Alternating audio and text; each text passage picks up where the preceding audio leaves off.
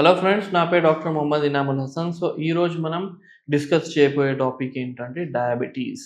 Diabetes అంటే sugar. ఇప్పుడు sugar అనేది చాలా అంటే చాలా కామన్ అయిపోయింది. ప్రతి ఇంట్లో ఒక షుగర్ పేషెంట్ అనేది ఉన్నాడు. సో ఈరోజు మనం అదే డిస్కస్ చేస్తాము ఎందుకు ఇంత ఎక్కువ షుగర్ పేషెంట్లు అవుతున్నారు, దీనికి మనం ఎలా ప్రివెంట్ చేసుకోవచ్చు, అండ్ షుగర్ వచ్చిందని మనం ఎలా అర్థం చేసుకోవాలి, లక్షణాలు ఎలా ఉంటాయి షుగర్ది అన్నట్లు మనం ఈరోజు చూద్దామన్నమాట. సో ఈ షుగర్ గురించి చెప్పుకుంటే it is seventh leading cause for death అన్నమాట. అంటే డిసీజెస్ మూలన ఎంతమంది చనిపోతున్నారు, అందులో డయాబెటీస్ నంబర్ 7th రావడం జరుగుతుందన్నమాట. సో డయాబెటీస్ కాంప్లికేషన్స్ వల్ల అంతమంది చనిపోతున్నారు ప్రతి ఇయర్. అండ్ దాంతో సహా ఇండియాలో చాలా అంటే చాలా డయాబెటిక్ పేషెంట్స్ అనేటివి ఎక్కువైపోతున్నారు. దీని రీజన్ ఏంటి అన్నట్లు చూసుకుంటే stagnant life style, lack of exercise. Stagnant life styles అంటే ఇప్పుడు కదలికలు ఎక్కువగా లేవు. మ్యాక్సిమం జనాలు ఏంటంటే కూర్చొని పనిచేసి జాబ్ చేస్తున్నారు. దానిపైన ఏంటంటే సైకలాజికల్ స్ట్రెస్ అనేది విపరీతంగా ఉంది.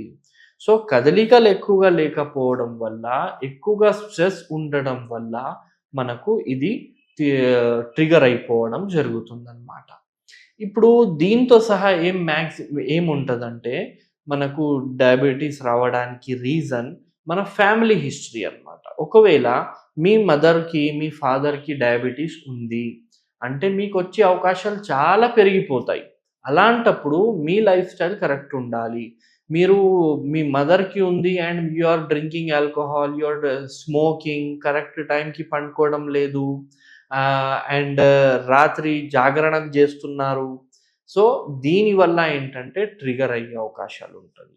దాంతో సహా కొన్ని వ్యాధుల వల్ల కూడా ఈ డయాబెటీస్ ట్రిగర్ అవుతుంది. ఫర్ ఎగ్జాంపుల్ ప్యాంక్రియాటైటిస్ అని ఒక వ్యాధి ఉంటుంది, ప్యాంక్రియా అంటాము. ఆ ప్యాంక్రియా మీద వాపు వచ్చినప్పుడు మనకు డయాబెటీస్ అనేది రావడం జరుగుతుంది. ఎందుకంటే ప్యాంక్రియానే బాడీలో ఇన్సులిన్ అని ఒక పదార్థంని ఉత్పత్తి చేస్తుంది. ప్యాంక్రియాటైటిస్ అయినప్పుడు ఇన్సులిన్ పెద్దగా మనకు ఉత్పత్తి అవ్వదు, ప్రాబ్లం పెరిగిపోవడం జరుగుతుంది అన్నమాట. సో ఇది ఒక రీజన్ ఉంటుంది.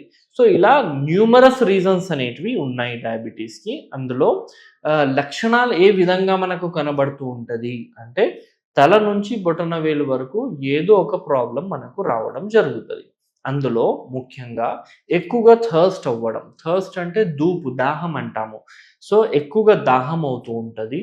యూరిన్ ఎక్కువగా రావడం జరుగుతూ ఉంటుంది. అండ్ అన్ఎక్స్ప్లెయిన్డ్ వెయిట్ లాస్ అనేది ఉండడం జరుగుతుంది. అన్ఎక్స్ప్లెయిన్డ్ వెయిట్ లాస్ అంటే మీరు బాగానే తింటున్నారు, మీ తిండిలో ఏ మాత్రం తక్కువ కాలేదు, కానీ మీరు వెయిట్ లాస్ అయిపోతున్నారు. సో అలాంటప్పుడు మీకు డయాబెటీస్ ఉంది అన్నట్లు అర్థం. అండ్ దీంతో సహా డయాబెటీస్కి వేరే లక్షణాలు ఏం చూసుకోవచ్చు అంటే మనకు చేతుల్లో తిమ్మిర్లు వస్తున్నాయి, కాళ్ళల్లో తిమ్మిర్లు వస్తున్నాయి, కాళ్ళలో మంటలు వస్తున్నాయి, చేతుల్లో మంటలు వస్తున్నాయి. స్పెషల్లీ రాత్రి పూట మనం పండుకుంటున్నాము, ఆ టైంలోనే కాళ్ళలో మంటలు అనేది వస్తున్నాయి. ఇది కూడా డయాబెటీస్ వల్లనే వస్తుంది. దీనికి డయాబెటీస్ న్యూరోపతి అంటాము. కొంతమంది ఎంత సెన్సిటివ్ ఉంటారంటే మొత్తం బాడీని కప్పుకుంటారు కానీ కాళ్ళకి మాత్రం కప్పుకోరు, కాళ్ళు బయటికి పెడతారు. సో అది మనకు డయాబెటీస్ వల్ల అంత ప్రాబ్లం వస్తుంది. కాళ్ళు అనేది, వేళ్ళు అనేది చాలా సెన్సిటివ్ టు టచ్. అంటే టచ్ చేసినా కూడా వాళ్ళు ఒప్పుకోరు, నొప్పి అవుతుంది, బర్న్ అవుతుంది అన్నట్లు చెప్తూ ఉంటారు. కొంతమంది ఏంటంటే కొంచెం నీళ్ళలో కాళ్ళు అనేది పెట్టుకొని కూర్చుంటారనమాట. అంత విపరీతంగా వాళ్ళకు బర్నింగ్ సెన్సేషన్ అనేది ఉంటుందన్నమాట. ఇవన్నీ ఎందుకు అవుతుందంటే మన బ్లడ్లో గ్లూకోజ్ లెవెల్స్ పెరిగిపోయి ఆ గ్లూకోజ్ లెవెల్స్ మన బాడీలో ఉన్న నరాలకి డ్యామేజ్ చేస్తుంది. సో ఆ నరం, ఏ నరం డ్యామేజ్ అయింది, ఆ నరం ఎక్కడికి సప్లై చేస్తుంది, ఆ ఏరియా ప్రాబ్లమాటిక్ అయిపోవడం జరుగుతుంది. ఎగ్జాంపుల్గా ఇప్పుడు మనకు చాలామంది ఇవన్నీ కంప్లైంట్సే అనుకుంటారు, కానీ వేరే కంప్లైంట్స్ కూడా ఉన్నాయి ఈ షుగర్లో. ఏముంటుంది అంటే ఇప్పుడు ఫర్ ఎగ్జాంపుల్ కొంతమందికి డైజెషన్ కరెక్ట్ అవుతలేదన్నమాట. షుగర్ ఉన్నప్పుడు డైజెషన్ ప్రాబ్లం ఏం దానికి దీనికి సంబంధం ఏం లేదు అని అనుకుంటారు. కానీ సంబంధం ఉంటది. వాళ్ళకు నరాలు డ్యామేజ్ అవ్వడం వల్ల వాళ్ళకు డైజెషన్ చాలా స్లో అయిపోవడం జరుగుతది. స్లో ఎంప్టీయింగ్ ఆఫ్ స్టమక్ అంటాము. అంటే ఏదైనా తిన్న తర్వాత వాళ్ళకు తొందరగా పేగులలో వెళ్ళదు. స్టమక్‌లో ఉండిపోతది. మెల్లగా కిందికి పోవడం జరుగుతది. ఇలా ఈ ప్రాబ్లమ్ గూడా వాళ్ళకు ఉంటదనమాట.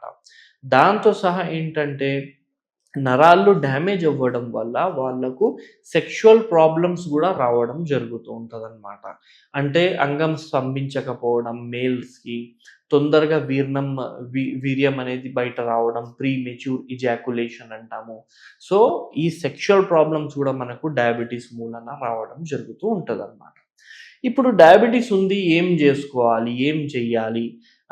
అండ్ ఏం టెస్ట్‌లు జేసుకోవాలి?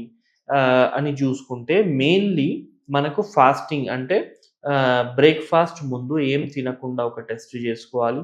2 అవర్స్ తర్వాత ఇంకొక టెస్ట్ చేసుకోవాలి. 3 మంత్స్‌కి ఒక్కసారి హెచ్‌బీఏవన్సీ అని ఒక టెస్ట్ ఉంటది. అది చేసుకోవాలి. సో, తినకముందు 100 కైనా తక్కువ ఉండాలి. తిన్న తర్వాత 150, 180 కైనా తక్కువ ఉండాలి.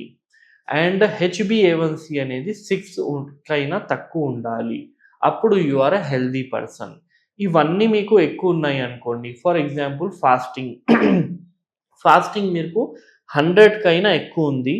బట్ నాట్ మోర్ దాన్ 110, 109 వరకు ఉందనుకోండి. అప్పుడు you are a pre diabetic person. అంటే ఒక వార్నింగ్ సిగ్నల్ అన్నమాట మీకు. మీకు డయాబెటిస్ రావచ్చు. సో, ఇప్పుడు ఏం జేయాలి? మీ డైట్ చేంజ్ చేసుకోవాలి. మీ జీవన శైలి మార్చాలన్నమాట. సో, ఇదొకటి ఉంటది. హెచ్‌బీఏవన్సీ 6.5 వరకు ఉందనుకోండి.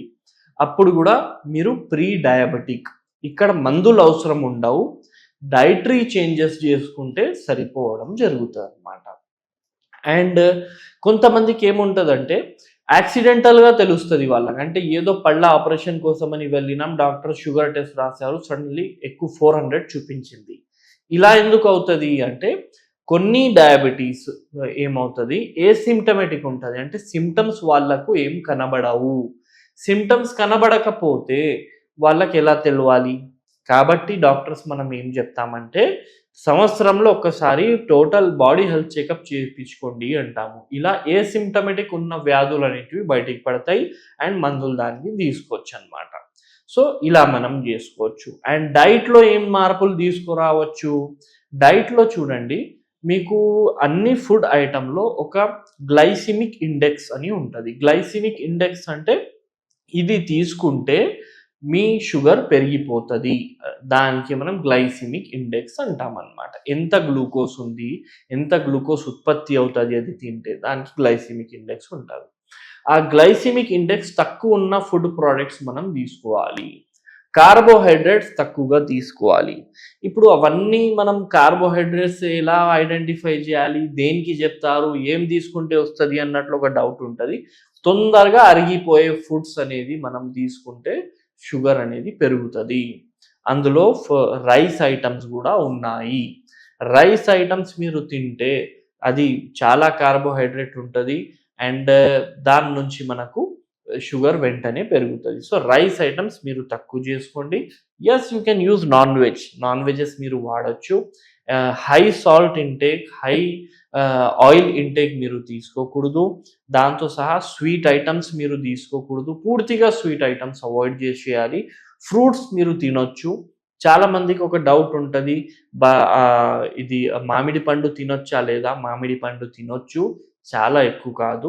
సీజన్ వచ్చినప్పుడు ఒక మామిడి పండు అట్లా మనం 2, 3 డేస్‌లో తినొచ్చు. సీతాఫల పండు గూడా మీరు తినొచ్చు. చాలా ఎక్కువ తీసుకోకూడదు. రెస్ట్ అన్నీ ఇప్పుడు బనానా ఉంటది. బనానాకి కొంచెం అవాయిడ్ చేయాలి. అరటి పండుకి కొంచెం అవాయిడ్ చేయండి. ఈ 4 వదిలేసి అన్ని ఫ్రూట్స్ మీరు ఎంత కావాలంటే అంత తినొచ్చు. ఇది మీరు మైండ్‌లో పెట్టుకోండి. That's it. వేరేదేం లేదు. మాక్సిమం వాకింగ్ మీరు చేయాలి. వాకింగ్ చాలా అవసరం. మీకు 50% మీ వాకింగ్ పని చేస్తది. 50% మెడిసిన్స్ పనిచేస్తాయి కాబట్టి 100% మీరు వాకింగ్ చేస్తూ ఉండాలి. వాకింగ్ చేయకపోతే మీరు ఇన్సులిన్ తీసుకున్నా కూడా కరెక్ట్ మీకు షుగర్ అనేది కంట్రోల్‌లో రాదు. Thank you very much.